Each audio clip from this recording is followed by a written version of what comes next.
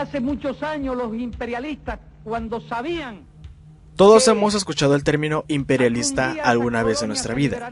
Inclusive Maduro lo utilizó varias veces en discursos. Pero ¿realmente qué es el imperialismo? Es la práctica de dominación usada por países poderosos para ampliar y mantener su control o influencia, a veces de manera secreta, sobre otros países o pueblos más débiles. Algunos especialistas utilizan esta palabra de forma más específica para referirse únicamente a la expansión económica de los estados capitalistas. Otros lo reservan para caracterizar la expansión de Europa que tuvo lugar después de 1870. A veces se confunde esto con el colonialismo, y aunque tengan definiciones parecidas y se puede usar de igual manera, hay que establecer que el colonialismo implica el control político oficial, que supone una anexión territorial, en otras palabras, colonias, y la pérdida de soberanía del país colonizado. O sea, el país que ha sido invadido pierde su identidad como país y se vuelve parte del país invasor. Ejemplos, México con España o Estados Unidos con Inglaterra. El imperialismo tiene un sentido más amplio del control o influencia ejercido sobre otra región, sea de forma oficial y directa. ¿O no? Seccionemos la palabra en sí. Imperialismo. Tiene la palabra imperio en ella.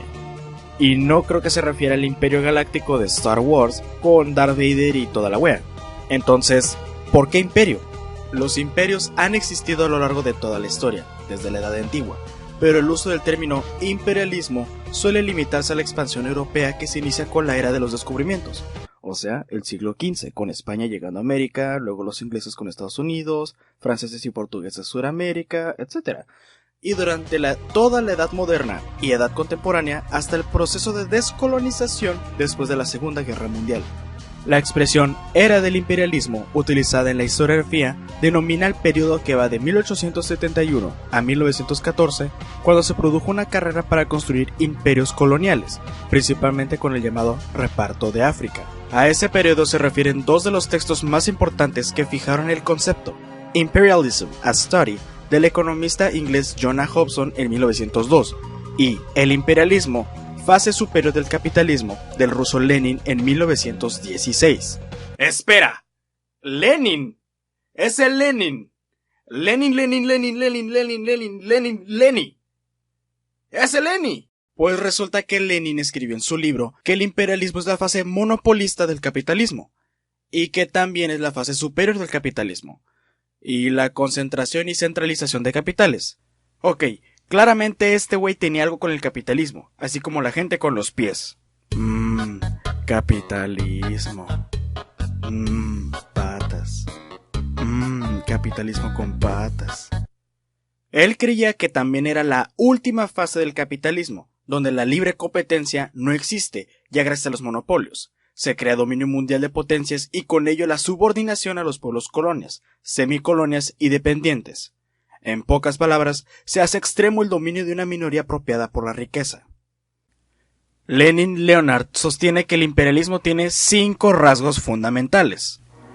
El primero de estos rasgos fundamentales es la concentración de la producción y del capital llega hasta cierto grado elevado de desarrollo que crea monopolios.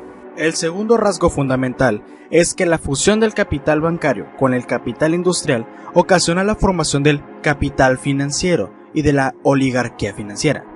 Para los del CONALEP, una oligarquía es una concentración de poder político en manos de muy pocas personas, y todas de clase social privilegiada. El tercer rasgo dice que la exportación del capital, a diferencia de la exportación de mercancías, adquiere un significado más importante. El cuarto de ellos es que la formación de uniones monopolistas internacionales son hechos por los mismos capitalistas, y entre ellos se reparten el mundo.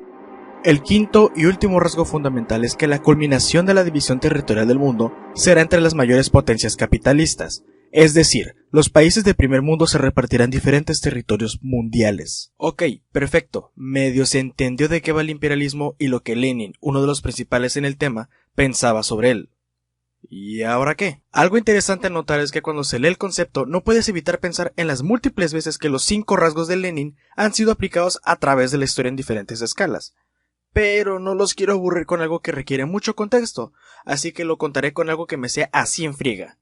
Star Wars. Sí, es momento de ponernos Warsy. Y como tenemos mucho que abarcar con poco tiempo, pon la rolita de Mario para que se vaya más rápido. Un senador de la República Galáctica que secretamente es un Sith, uno de los malos malitos, maneja todo desde las sombras por 2 películas con tal de llegar al poder de canciller, algo así como el güey de la última palabra en el Senado, donde lentamente se va dando más poder de emergencia para causar una guerra galáctica entre una facción liberal y la propia República. Este encuentro, llamado las Guerras Crónicas, es simplemente una fachada para que el canciller, de nombre Palpatine, maneje la guerra a su antojo, pues también es el líder de la facción liberal.